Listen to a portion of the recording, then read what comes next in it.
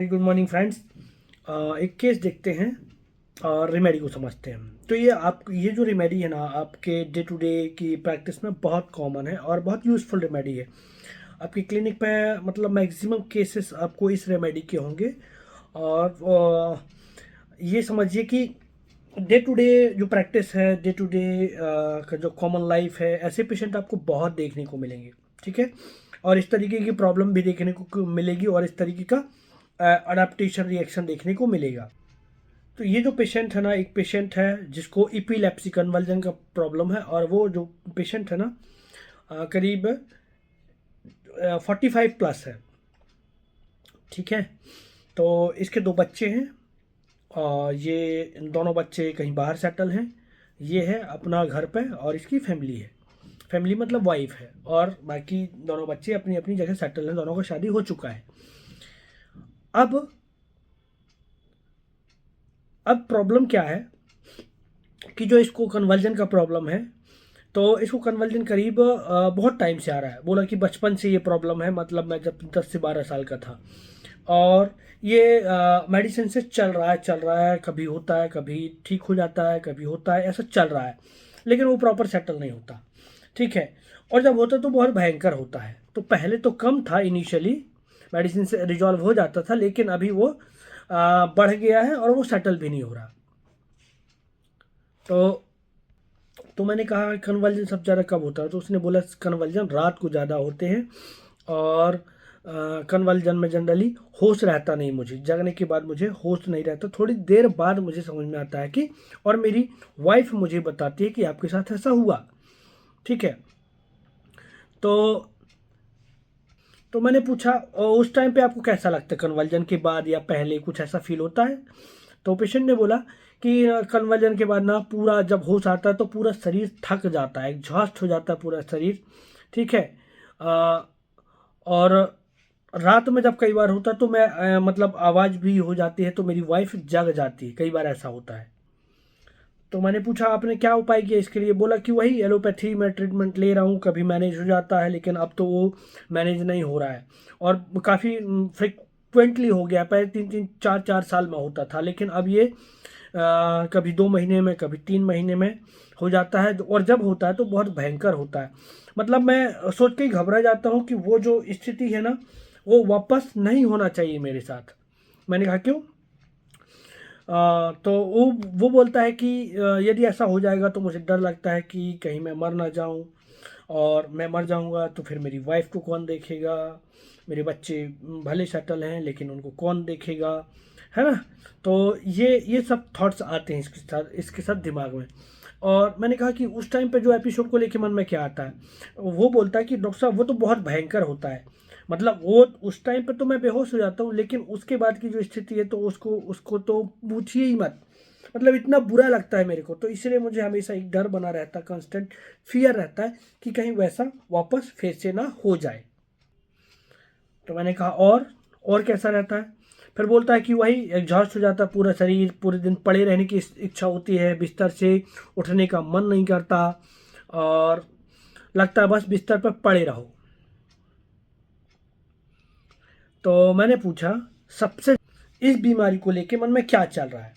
तो बोल रहा है कि इस बीमारी को लेके कि बस वही एपिसोड बार बार जो होते हैं, मुझे उसका एक हमेशा टेंशन बना रहता है, एक फियर बना रहता है।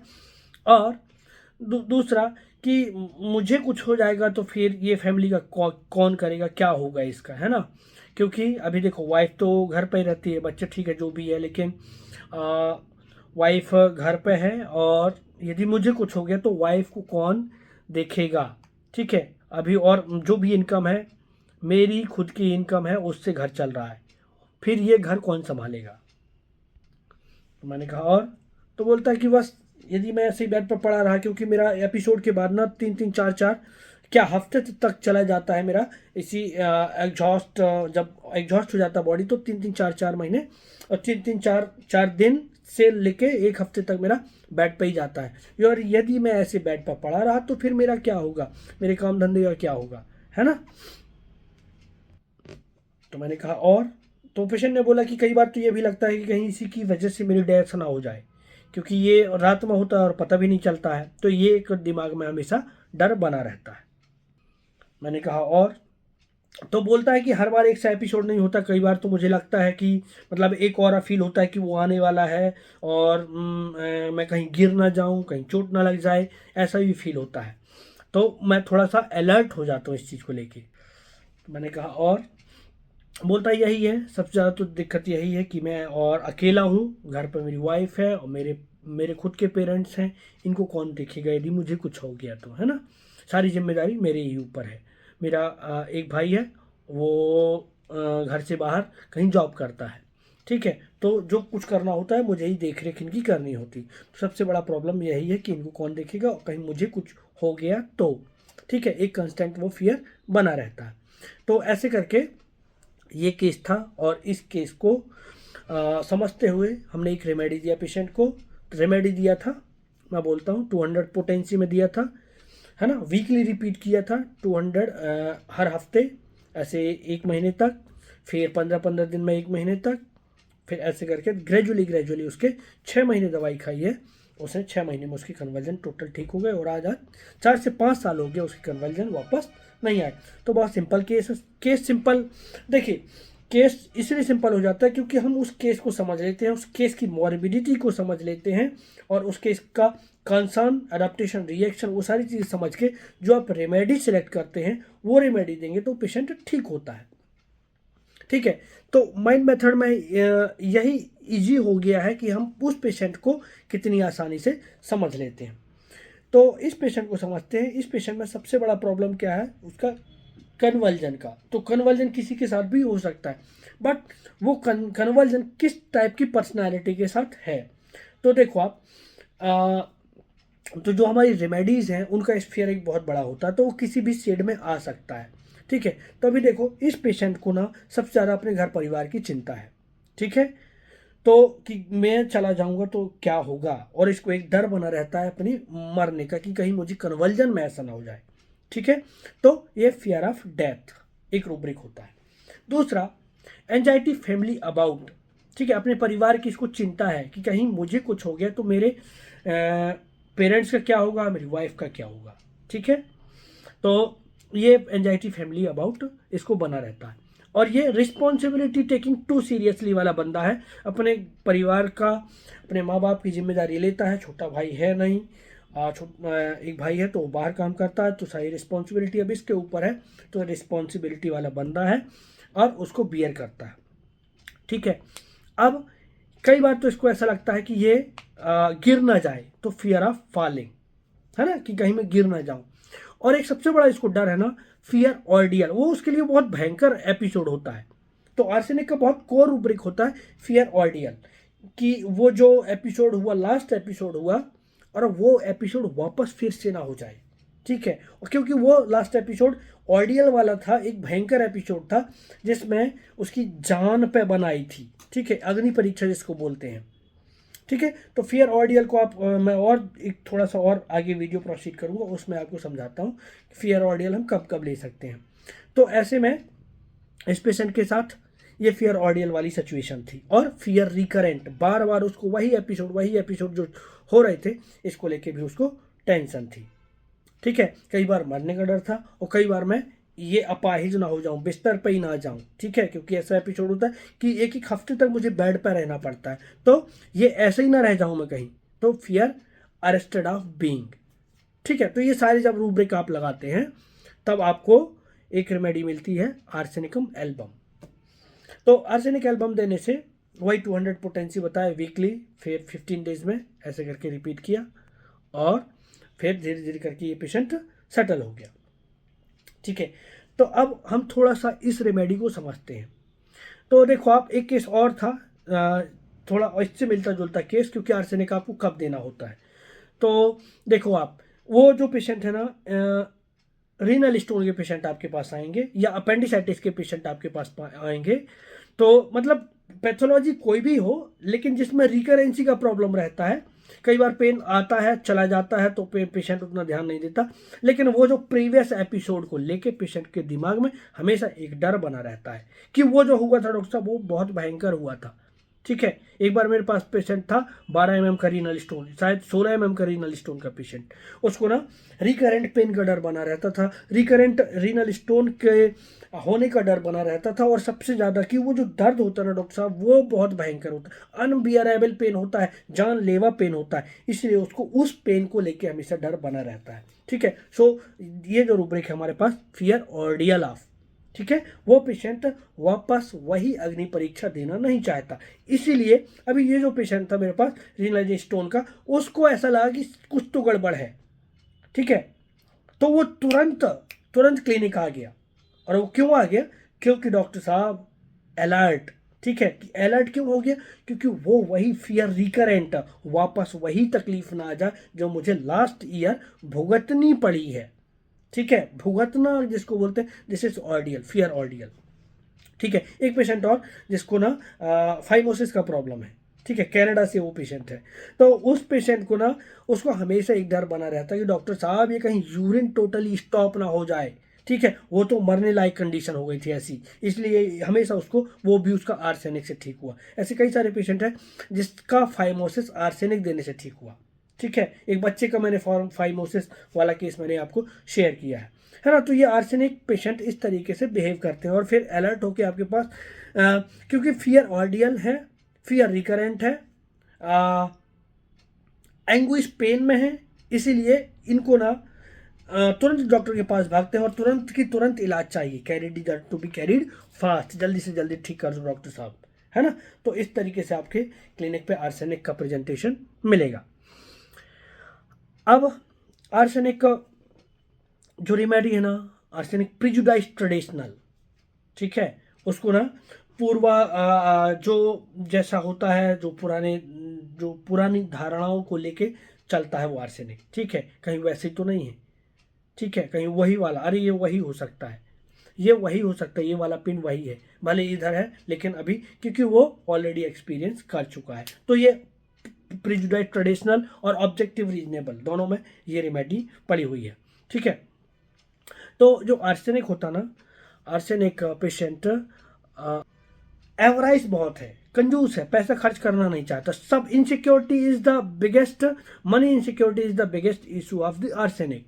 ठीक है, एवराइज है, इसीलिए कई बार आपको पास पेशेंट आएंगे ना, तो वो 7-8 दिन तकलीफ में है, इसके बाद भी अपना इलाज तुरंत लेके नहीं पहुंचते डॉक्टर के पास, है ना, कि तुरंत इलाज मिल जाए, क्योंकि वो पहले करके देख लेते हैं, कभी ये कर लिया, कभी वो कर लिया, कभी मेथी का पानी पी लिया, कभी कुछ कर लिया, ऐसा घरेलू उपचार कर लिया। तो ये घरेलू उपचार वो प्रिजुडाइज ट्रेडिशनल, उसको एवराइस ने उसको प्रिजुडाइज ट्रेडिशनल बना दिया कि यदि आप जल्दी जाओगे डॉक्टर के पास, मतलब प्रिजुडाइज जो ट्रेडिशनल है, जो ट्रेडिशन में चला आ रहा है, कभी ये कर लो, कभी वो कर लो, इस तरीके से अपना इलाज ठीक कर लो, बेक्स लगा लो, बाम लगा लो, झंडू बाम लगा लो, ऐसा कर लो, हमारे खानदान में तो ये ऐसा करते आए हैं लोग, ऐसा करके वो अपनी बीमारी को मैनेज करना चाहता है, ताकि डॉक्टर के पास जाऊंगा तो पैसे से मैं बच जाऊं, है ना, पैसा ना लगे, मैं ऐसे ठीक हो जाऊं, और फिर नहीं मैनेज होता तो फिर डॉक्टर के पास आता है। इस तरीके से उसका एवराइज नेचर होता है। तो सबसे बड़ा प्रॉब्लम है उसका इनसिक्योरिटी, मनी इनसिक्योरिटी, है ना।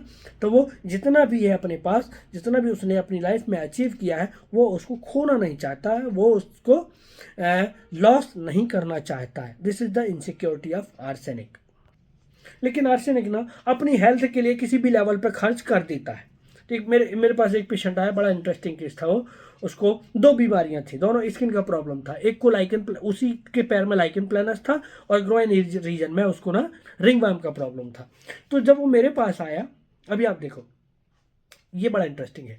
जब ये मेरे पास आता है तो ये पेशेंट ने क्या किया, अभी मेरे को जो मेरा कंसल्टेशन चार्ज है, जो मेरी मेडिसिन का फीस है, उसने पे नहीं किया, उससे आधा पे किया। ठीक है। तो उसको लगा कि ये ग्रोइन का फंगस का ट्रीटमेंट दिया डॉक्टर साहब ने। अब पूछता है कि ये इसका भी इलाज है क्या, लाइकन प्लानस का? मैंने कहा हाँ है। तो बोलता है डॉक्टर साहब इसकी भी दवाई दे दो आप, है ना। और इसकी भी दवाई उसने अलग से लिया। तो पहले उसने कई दिनों तक बार्गेन किए, कई बार आने के बाद बार्गेन किया। तो ये आर्सेनिक बार्गेनिंग में भी है, बिजनेस टॉक्स में भी है, क्योंकि एवराइज है। ठीक है। ये ऐसे करके वो अपना पैसा बचाना चाहता है। तो जब उसको, लेकिन अपनी हेल्थ के लिए उसने वापस अलग से फीस देके, अलग से मेडिसिन का चार्ज देके उसने दवाई ली। तो इस तरीके से आर्सेनिक अपने ऊपर पैसा खर्च कर सकता है। आर्सेनिक ऐसा पेशेंट है जो अपने आईपीआर से एक्सपेक्ट करता है, जैसे कि जैसे हस्बैंड वाइफ, ठीक है, हस्बैंड वाइफ ये दोनों हैं, ठीक है। जनरली हम एक्सपेक्ट करते हैं कि मेल प्रिडोमिनेंट होता है, मेल पेशेंट ही, मेल लोग ही घर का जाकर के बाहर काम करते हैं और बाहर से इनकम करके घर में लेके आते हैं।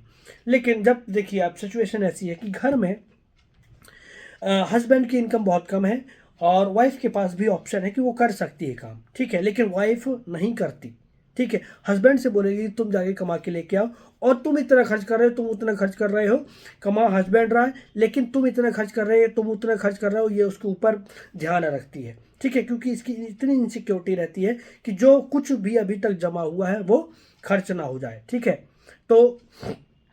तो ये अपने आईपीआर से चाहती है कि तुम काम करो, ठीक है। लेकिन जबकि वहाँ पर रस्टॉक्स उल्टा है, रस्टॉक्स मेल होगा या फीमेल होगा, वो खुद उठ करके जाएगी और काम करेगी। जैसे हस्बैंड काम कर रहा है, हस्बैंड नक्स भूमिका है, हस्बैंड काम कर रहा है लेकिन उसकी वाइफ रस्टॉक्स है।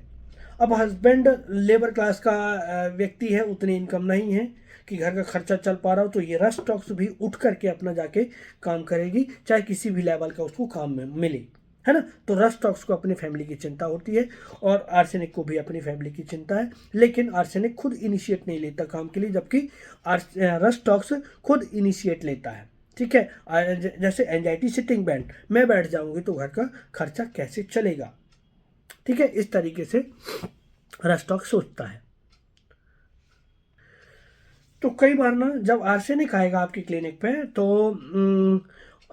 वो बताते बताते ना हो सकता है उसको रोना आ जाए, अपने घर की सिचुएशन बताते बताते रोना आ जाए, ठीक है। तो वो रो भी देगी, तो जब हमारे पास रूब्रिक है तो वो, लेकिन आपको इतने से ही नहीं समझ में आएगा, है ना, मतलब डॉक्टर साहब घर की ऐसी सिचुएशन है क्या कर सकते हैं, इस तरीके से वो बात करेगी, ठीक है। बहुत ज़्यादा पैसा नहीं है डॉक्टर साहब, कैसे इलाज कराएं हम। तो ये तो हमारे पास रूब्रिक है कंप्लेनिंग पिटीफुल। अब कंप्लेनिंग पिटीफुल में दोनों रेमेडी है, एक है आर्सेनिक और दूसरा है पल्सिटिला, दो ही रेमेडी है। तो आर्सेनिक का इंटेंशन अलग है और पल्सिटिला का इंटेंशन अलग है, कंप्लेनिंग पिटीफुल, ठीक है। पल्सिटिला जब कंप्लेनिंग पिटीफुल, पिटीफुल का मतलब है कि आपको उसकी बातों के ऊपर, उसकी सिचुएशन के ऊपर आपको दया आ जाए, ठीक है। तो पल्सिट इलाके को चाहिए आपसे अफेक्शन चाहिए, ठीक है, आपसे प्यार चाहिए, आपसे जुड़ाव चाहिए। जबकि आर्सेनिक का उल्टा है, आर्सेनिक ना ये जो उसका कंप्लेनिंग पिटीफुल है, उसका ये इंट्रिग्योर नेचर है, ठीक है, वो षड्यंत्रवाज है। वो षड्यंत्रवाज क्यों है? क्योंकि वो ऑलरेडी एवराइज है, वो पैसा खर्च करना नहीं चाहती है, वो कंप्लेनिंग पिटीफुल करके वो बारगेन कर रही है, इंट्रिग्योर बन करके वो बारगेन कर रही है ताकि आप उसकी बातों में फंस के, और वो जो मतलब यही कंप्लेनिंग पिटीफुल में आपको दया आ जाएगी। जब आपको दया आ जाएगी तो फिर आप उसका पैसा वैसे ही कम कर देंगे कि चल तू इतना ही दे दे, तेरे घर में इतनी प्रॉब्लम है। समझा? आर्सेनिक, आर्सेनिक का ये जो नेचर है, ये इंट्रिग्योर नेचर है, ये षड्यंत्रबाज है, जालबाज है। उसने आपको कंप्लेनिंग पिटीफुल करके अपने आप उसने जाल में आपको फंसा लिया कि आप उसको कम पैसा लेंगे, ठीक है। इस तरीके से आर्सेनिक बिहेव कर सकता है आपकी क्लिनिक पे। तो अभी जैसे बताया कि एक रेमेडी और है Calcarea floor. Calcarea floor is very ardent in work, है ना, इसको भी परिवार की चिंता रहती है। रस्टॉक्स को बताया कि वो भी sole earning of family member, है ना। ये जो रस्टॉक्स है, कैलकेरिया फ्लोर है, ये लोग घर के सोल अर्निंग मेंबर होते हैं। यदि इन लोगों को कुछ हो गया, क्योंकि ये खुद इनिशिएट लेते हैं, इसलिए इनकी एंजाइटी जबरदस्त होती है, ठीक है। क्योंकि मुझे आर्सेनिक रस्टॉक्स क्या बोलेगा, मुझे कुछ हो गया तो फैमिली को कौन देखेगा, जैसे इधर पर देख रहा है, ठीक है। आर्सेनिक का भी जैसे वर्जन था, लेकिन रस्टॉक्स का ना, मुझे कुछ हो गया तो कौन देखेगा, मैं बैठ गया तो फियर डिजास्टर, मतलब सब कुछ खत्म हो जाएगा, ठीक है, सब कुछ खत्म हो जाएगा। तो फियर डिजास्टर ये कि मतलब घर का राशन पानी, बच्चों का स्कूल फीस, सब कुछ मेरे ऊपर डिपेंड करता है। और तो रस्टॉक्स बैठता नहीं है, एंजाइटी सिटिंग बैंड। तो मेरे पास केस आया था, वो क्या फर्नीचर का काम करते हैं वो दो लड़के, उनको कांस्टेंट एक चिंता बनी रहती है, डॉक्टर साहब आज काम नहीं है, कल काम नहीं है, आज यहाँ मिलेगा कि नहीं मिलेगा, यदि हम लोग कमाएंगे नहीं तो फिर फैमिली कैसे चलेगी। ठीक है, ये रहा स्टॉक्स का। अब कैलकेरिया फ्लोर भी अपने काम में बहुत मेहनत करता है। इसको बोला जाता है कि ये लेबर का रेमेडी है, बट लेबर से ज़्यादा एक स्टेप ऊपर है। ये समझो आप, जो कैलकेरिया फ्लोर है ना, वो मिस्त्री लोग होते हैं, ठीक है, जो तो थोड़ा सा इंटेलिजेंट होते हैं। लेबर, अब मिस्त्री के अंदर कम से कम 20 लेबर 50 लेबर रहती है जो मिस्त्री होते हैं। तो ये जो कैलकेरिया फ्लोर है तो थोड़ा सा स्किल्ड होते हैं, वो करके वो अपना एक स्किल डेवलप कर लेते हैं, और उससे वो अपने अंदर कई सारे लेबर को रख सकते हैं, है ना। तो वहाँ से इनका इनकम होता है, क्योंकि मिस्त्री में थोड़ा सा एक मैनेज करने का एक टैलेंट होता है कि वो लेबर को कैसे मैनेज कर सकते हैं, और थोड़ा स्किल्ड होते हैं, अपने काम को अच्छे से परफॉर्म कर पाते हैं। ठीक है, तो जैसे कैलकेरिया फ्लोर यदि वुमन वुमन है, हाउसवाइफ है, तो वो अपने घर को संभालने के लिए वो कहीं पे चली जाएगी, जैसे कि घर किसी कंपनी में पापड़ बनाना, सिलाई करना, है ना, किसी भी छोटे मोटे जो इंडस्ट्रीज हैं उस पर जा करके वो काम करना शुरू कर देते हैं, ताकि फैमिली की अर्निंग मेंटेन रहे। इस तरीके से कैलकेरिया फ्लोर बिहेव करता है। अब ना arsenic man of the house होता है, ठीक है। तो अब इसको समझते हैं, arsenic man of the house कैसे। ये अपने हाथ में सारी होल्ड रखता है, कहाँ कितना खर्च करना है, कहाँ किसको देना है, ठीक है, कितना लेके आना है, कितना किसी को देना है, ये सारी जिम्मेदारी वो अपने हाथ में रखती है। क्योंकि अब हस्बैंड, कई बार क्या होता है, एक केस था, हस्बैंड बहुत ड्रंकार्ड था, ठीक है, वो कमाता तो था लेकिन उससे ज़्यादा वो खर्च करता था। तो आर्सेनिक लेडी अपने हाथ में सारी बागडोर ले रखती है, और हस्बैंड का कमाया हुआ वो पैसा भी वो अपने जेब में रखती है, अपनी उसमें सिक्योरिटी पर रखती है, और कहाँ कितना खर्च करना है वो उसको अच्छे से पता है, वो मैनेज करती है आर्सेनिक। तो इसीलिए आर्सेनिक को मैन ऑफ द हाउस कहा जाता है। तो बाइटिंग टम्बलर एक रूब्रिक है इसका, बाइटिंग टम्बलर। तो आर्सेनिक ना बाइटिंग टम्बलर कैसे कैसे है ना, तो बाइट मतलब काटना है या उसको पकड़ के रखना, ठीक है, बाइटिंग टम्बलर। तो देखो आप, जैसे आप किसी को अपने पास में रखना चाहते हो, कंस्टेंटली अपने पास में रखना चाहते हो, तो quotient only carried by being only, ठीक है। जो आर्सेनिक पेशेंट है इस तरीके से ये अपने टम्बलर को, अपने आईपीआर को बाइट करता है। कैसे, जैसे कि हस्बैंड वाइफ हैं, हस्बैंड की एज है 50 ईयर और वाइफ की एज है 45 ईयर। अब कोई तकलीफ हो गई तो वो दिन रात मालिश करवाता रहेगा कि तुम कमर दर्द है, हाथ पैरों में दर्द है, रात में सोने नहीं देगा अपनी वाइफ को, ठीक है। So this is biting tumbler. Tumbler is what, ठीक, जैसे आप वो कटोरे को समझो, कटोरा आपको खिलाता है पिलाता है, ठीक है। तो अब ये आर्सेनिक आर्सेनिक की जो वाइफ है वही वही टम्बलर हुई, क्योंकि वही उसको खिला पिला रही है, वही उसको नर्चर कर रही है, लेकिन इसने उसी को पकड़ रखा है, ठीक है, उसी को उसने पकड़ रखा है। अब जब आप उसको पकड़ के रखोगे तो टम्बलर तो परेशान हो गई ना, इस तरीके से। और वो क्योंकि अब उसी में carried only by being, quotient only carried by being, और उसी से उसकी तकलीफें बेटर भी होती हैं, है ना। तो आर्सेनिक इस तरीके से, कई बार जो बच्चे होते हैं, बच्चे ना बच्चे रो रहे हैं, मदर का मिल्क पीना शुरू कर देते हैं, तो ये क्वाइटेंट कैरीड बाय बीइंग ओनली, इस तरीके से आर्सेनिक के बच्चे बिहेव करते हैं। कई बार मदर आपको कंप्लेंट करें कि ये दूध पीते पीते ना काट देता है, डॉक्टर साहब ये ब्रेस्ट काट देता है, तो ये भी बाइटिंग टम्बलर का एक एग्जाम्पल हो सकता है। तो ये देखो आप, एक रूब्रिक है हमारे पास, desire more than seed need everything, है ना, मतलब जितनी जरूरत नहीं है उतना। अब रात रात कौन किसको मालिश कराता है, तो डिजायर मोर देन सी नीड। कई बार आप इस रूब्रिक को आप ऐसे भी इस्तेमाल करिए कि डॉक्टर ने बोल दिया, एंजाइटी हेल्थ अबाउट के चक्कर में वो क्या करता है, डॉक्टर ने बोल दिया कि आपको 1 किलोमीटर चलना है, तो ये जो जिसको बोला गया है, जो पेशेंट है वो 7-8 किलोमीटर चलेगी, तो अभी घुटने को तकलीफ लेके आ गई, तो आपने चल चल के घुटने तोड़ लिए, और अब घुटने के लिए इलाज के लिए आती हो आप, तो है ना। तो मतलब ये है डिजायर मोर देन सी नीड, कि इतनी हेल्थ की एंजाइटी है कि डॉक्टर ने बोला इतना, तो उनने 5 किलोमीटर चल लिया, जबकि चलना 1 किलोमीटर था। आपको बोला गया है कि आप 1 चम्मच ये दवाई ले लिया करो, तो आप उसका 3 चम्मच लिए जा रहे हो आप, है ना। तो यही है उसका डिजायर मोर देन सी नीड। अभी देखो आप, पल्सिटिला पल्सिटिला और आर्सेनिक बाइटिंग स्पून में है, ठीक है, जबकि पल्सिटिला बाइटिंग टम्बलर में नहीं है। तो टम्बलर इज अ होल, ठीक है, और स्पून इज स्मॉल थिंग, मतलब वो सिर्फ ममा को ही पकड़ के रखेगी, ठीक है। तो ये क्लिंगिंग चिल्ड्रन मदर टू, ठीक है, ये पल्सिटिला की बात कर रहा हूँ मैं। तो पल्सिटिला पल्सिटिला को ठीक नहीं होना है, ठीक है, क्योंकि यदि वो ठीक हो गई तो उसको अफेक्शन केयर लव कैसे मिलेगा, ठीक है। और स्पेशली यदि दूसरा एक अनदर उसका सिबलिंग है तो, क्योंकि दो बच्चों के बीच में जेलसी बहुत होती है। अब जैसे एक बड़ा बच्चा है, बड़े बच्चा अब छोटा बच्चा हो गया, तो मदर ओबियसली छोटे बच्चे पे ज़्यादा ध्यान देगी, तो यहाँ पे उस बच्चे को जेलसी होती है, ठीक है।